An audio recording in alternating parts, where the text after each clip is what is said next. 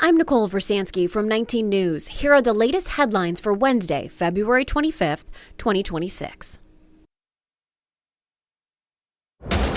First with breaking news. First with new information. Plus, your First Alert forecast. 19 News First at 4 starts now. The man shot and killed by police yesterday on Brook Park Road has been identified. Thanks for joining us First at 4. I'm Nicole Versansky. Good afternoon, everyone. I'm Brian Duffy. The Cuyahoga County Medical Examiner now tells us that 29-year-old Ricardo Davis from Parma died yesterday following that shooting. Catherine Huntley is live for us. Catherine, what have you learned today? Well, this yellow police tape here is just about the only indication of the tragedy that happened here on Brook Park Road. Now, this extremely busy road was closed here yesterday from around 1 p.m. through the evening as state investigators combed through the scene to figure out what happened. Shots fired, male down. This is a chilling dispatch call from Parma Police. In it, you hear the moment officers shot Ricardo Davis. It happened Tuesday afternoon, just after 1 p.m. Brook Park Road was closed most of the day as the Bureau of Criminal Investigation combed through the scene. Agents carefully documented the evidence, including bullet casings lying on the ground. According to Parma Police, officers were sent to do a welfare check on the 29-year-old. They found signs he was likely planning to kill himself and was possibly armed. They then began using technology to look for him and his red Toyota Corolla. They used flock cameras and even issued a be on the lookout alert for him. When you get around to it, you could put a Volo out. I got the ping going every 15 minutes. A short time later, officers saw him driving westbound on busy Brook Park Road. They eventually pulled him over near Commerce Parkway. According to police, Davis reached in the back seat and got out of the car with a gun. Police say he was shot because he was not complying with commands. Just over 30 seconds after police radioed his car was stopped, they said he was down. Davis was transported to Metro Health, where he died. Now, the Bureau of Criminal Investigation tells me that their entire investigation will take anywhere from weeks to months. In the meantime, we have requested the body cam footage from the Parma Police Department. When we receive that, we will share that with you to hopefully shed some more light on what happened here yesterday on Brook Park Road. For now, in Brooklyn, Catherine Huntley, 19 News. Now your 19 First Alert forecast. Certified most accurate since 2004. Well, I'm quite sure you didn't put it away, so grab that heavy coat. It is going to get cold tonight. We know better than that here in Northeast Ohio, right? 19 First Alert meteorologist Andy Chilian is here with a look at the forecast. Yeah, falling into the teens, lower 20s tonight, and then after that, we'll stay cold tomorrow before we start to warm up as we head through Friday. So right now we've been chilling down. We were in the mid-40s earlier in Cleveland, now in the 30s as that cold front's moving through. It's been blustery as well, putting wind chills in the 20s. Still not too bad, though, from Akron down to Canton. We are windy, but temperatures in the mid-40s there, holding lower 50s in New Philadelphia. So all in all, not a bad day. We've kind of gone back and forth between sunshine. We've seen some clouds, back to sun here, and so overall not looking too bad for us. But here's the wind gusts. So right now it is gustiest in Akron and Worcester, almost near 40 miles per hour there. Same in Mansfield. Not quite too bad in Cleveland anymore along the immediate lakeshore. Those winds will begin to settle down tonight, as do temperatures continuing to drop. Yes, we will be back below freezing by several degrees when we head overnight, but that wind will be lighter out of the west to northwest at 5 to maybe up to 10 miles per hour. Nice sunshine, though. New Philadelphia is where it's at right now, 50s and sun, and not too windy there. We're dry the next few days, variable temperatures coming up, so lots of ups and downs, a little something for everybody. And I will talk about when our next snow chances may creep in, also with the First Alert 7-day coming up here in just a bit. This is not normal, and that's America, wake up. This is not normal.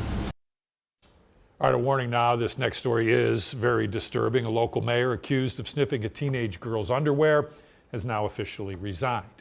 The mayor was charged with voyeurism, and the whole thing was caught on camera. 19 News reporter Brittany Ware joining us live in Butler with the story. Nicole and Brian, the former mayor, wrote his resignation letter on a half-ripped up piece of paper and then handed it to city council last night. It said, quote, "I am resigning not under stress, but under duress," leaving many people questioning that specific word choice.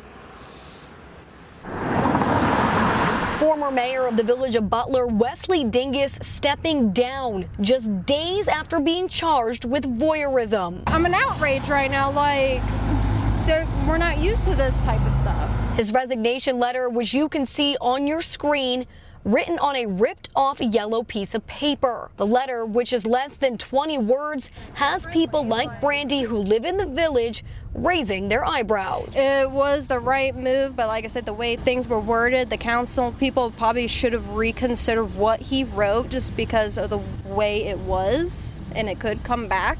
Dingus, who has been mayor since 2022, faces 2 counts of voyeurism after a teenage girl set up a hidden camera in her bedroom. That camera caught him entering her room, picking up her underwear and smelling it twice. I don't see where people think this is normal. This is not normal. It is not normal to look at a child, even think about looking at a minor like that. It's disgusting. It really is. She reported the footage to Richland County Children's Services back in January. Dingus was arraigned, posted bond, and was ordered to have no contact with the victim. All of us in the community are very proud of what we do here. I know it's very small, but we don't tolerate that here. And Dingus is due back in court for his pre-trial hearing. That is taking place in April. We are told for now that the council president, Eric Thron, will be taking on mayoral duties for the meantime. We have reached out to him for a comment, but have not heard back. In Butler, Brittany Weir, 19 News. An Avon contractor accused of scamming customers out of nearly $3 million just pleaded guilty. 51-year-old Jeffrey Crawford, owner of Cleveland Custom Homes, agreed to build 3 homes back in 2021, but never did. Instead, he used that money for other projects and his own personal expenses. Crawford will be sentenced March 23rd, but he's already been ordered to pay restitution to his victims.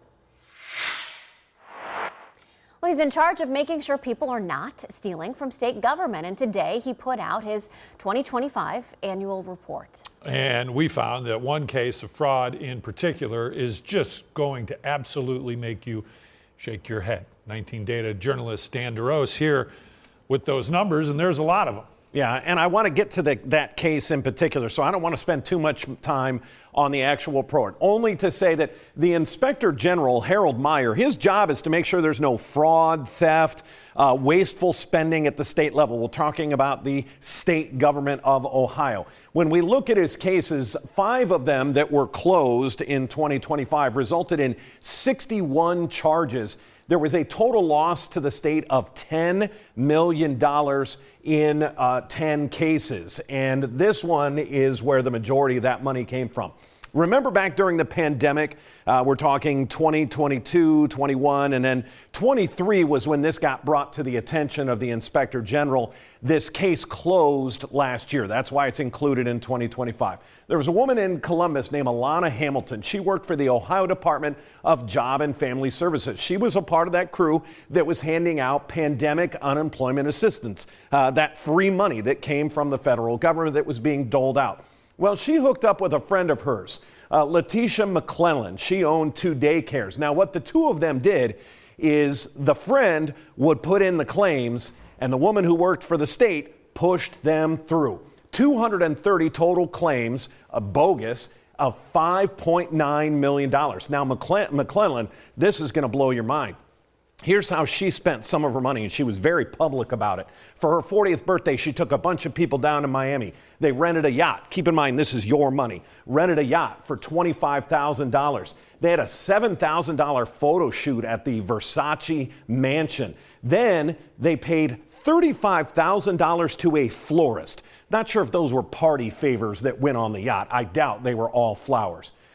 Both of them ended up getting 4 years and 11 months in prison and only had to pay back $2.6 million in restitution. I want to go back to the pictures because not only was McClellan brazen down in Miami, take a look at some of the diamond-crusted jewelry that she had made specifically for her. Keep in mind, she runs 2 daycares. Not sure how people thought she had this money. And oh yeah, she bought herself this $300,000 Lamborghini SUV. It's a pretty incredible report and work being done at the state, but that is your money that was stolen, and those women are now in prison. Brian? Well, that's infuriating. All right, Dan, thank you. Thousands of customers were without power in Shaker Heights for most of the day after a pole fire. First Energy says the fire damaged a large substation. Crews were on site all morning working to replace the pole and repair the damaged equipment there. Shaker Heights High School closed today because they had no power. Classes are expected to resume tomorrow. Now your 19 First Alert traffic update. Well, if you're joining us from the 3 o'clock newscast, I want to let you know that the crash that was on the Jennings Freeway northbound just before 71 has cleared, and so has the 2 miles of stop-and-go traffic that it caused. So you're finally getting the green light on the Jennings Freeway. But as for the rest of Northeast Ohio, there is another crash that I want to bring you to. First, let me bring you here to where we have this crash still on Lakeshore Boulevard, just north of 90. Now, this crash is not on 90, but it is causing some minor stop-and-go traffic on MLK Junior Drive, which then feeds into Lakeshore Boulevard. Speeds in that area are just around 20 to 30 miles per hour. That'll be tacking on about an extra 5 minutes to your drive tops. But taking a look here, you can see clearly 90 not impacted by this. But that other crash is on the Opportunity Corridor, so I'll be getting some more information on that and let you know how that's impacting your commute. My First Alert traffic updates. All right, Rachel, thank you. The Rock and Roll Hall of Fame released a loaded class of 2026 nominees just this morning. Hey, little babe, let me light your candle coals, and mama, I'm sure all the henna now. The Black Crowes, are you singing along? I think we all were, right? The Black Crowes, Mariah Carey, Phil Collins, Melissa Etheridge, Lauryn Hill, Billy Idol, INXS, Iron Maiden, Pink, Shakira, and the Wu-Tang Clan, just to name a few. The best part is the induction ceremony is going to be in Cleveland this year. Fans can start voting for their picks right now. We have a link on our website. The inductees will be announced in April. Well, imagine trying to raise your child while your home has really been turned into a water park. You can see the water right behind us just coming from that ceiling, flooded floors, and Mom says this has been a problem for years. Yeah, so she's fed up, obviously, with this situation. So she called the 19 troubleshooters for help. Noel Williams went to get her some answers. How would you feel if this video was taken inside of your home? Oh, wow. Probably not happy. This is a constant struggle for my Nisha Kelly. She's 5 months pregnant and with a baby on the way. She's stressing out over what she calls constant leaks inside of her Akron home. This video was taken days ago when maintenance came to fix her most recent leak and left behind this massive hole in her ceiling. When did this problem start? Because you said this is not just out of nowhere. I've been here 4 years. It started a couple months when I moved in. And she has the videos to prove it. Oh my gosh. So this is around the time. Kelly gave me a look at this video from 2024. It shows water left behind in her basement from what she calls another leak. Frustrated, she says she's called the property manager several times with scattered sites. It's part of Akron Metropolitan Housing Authority. I went to Scatter Site's office in Akron and asked to speak with the property manager. I was told to reach out to a spokesperson with AMHA. They tell 19 News. They found that the vanity faucet was leaking a day after the work order was filed on February 23rd. A staff member installed a new faucet, new water lines, and cut out the kitchen ceiling to allow it to dry. A plasterer will come out early next week to make sure everything is dried out, and then will repair the kitchen ceiling. Meanwhile, Kelly says she's waiting to see when it's all done. 19 troubleshooters here to make sure that's the case and clear this question for her. How long is it going to be? In Akron, Noel Williams, 19 News. Now, if you have a problem that you would like us to address, call our 19 troubleshooter tip line. That number is 216-250-1618. Some pretty scary moments caught on camera in New York when a state trooper is hit by an SUV. But before we show you this video, we do want to tell you that the trooper is okay and is already back on duty. Take a look. We got Recors on the way. Okay. So. You the driver? Yes. Oh my goodness, it takes your breath away. It's incredible that she is okay. And everyone in the SUV was okay. Now, the driver told police he missed a stop sign because the sunlight was just blinding him, causing him to lose control while he was turning, hitting that trooper and crashing into a patrol car. Once again, though, that trooper is okay and back on the job. Wow, scary. All right, a rescue in Omaha, Nebraska after a sinkhole opens up in an intersection, swallowing a car and a truck. You're going to want to watch the right of your screen. See those trucks and a car there at the intersection. The sinkhole opens right up beneath them.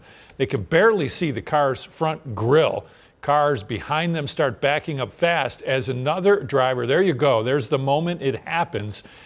Boy, they tried to help pull those drivers out of the hole. No one was hurt.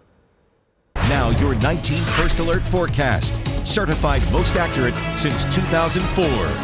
All right, our next big things as we get ready for the end of the week and into the weekend. Cold air is back tomorrow and then Sunday and Monday. So we will see the first couple days of the new month on the colder side. But milder air mixed in. Friday and Saturday looking real nice for us. Friday will be the warmest day where all of us get into the 50s.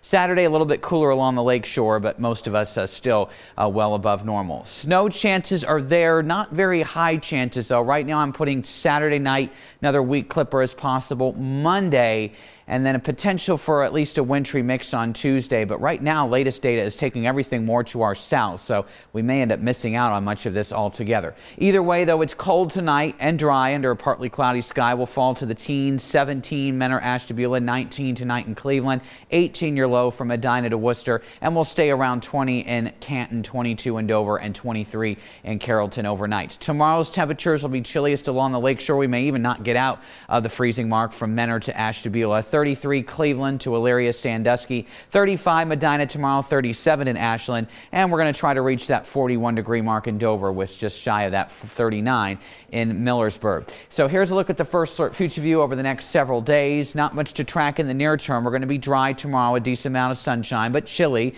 indicated by the blue shading here. Another cold start to the day Friday, but Friday afternoon warms nicely. That's what this green shading indicates. Mild air stretching across really all of Ohio. Now Saturday, you see the split here along the immediate lakeshore will be a little bit cooler as colder air rushes in behind another cold front. And notice this clipper system that would mainly impact the lakeshore with some very light snow should this track be locked in. Right now it could still shift in either direction.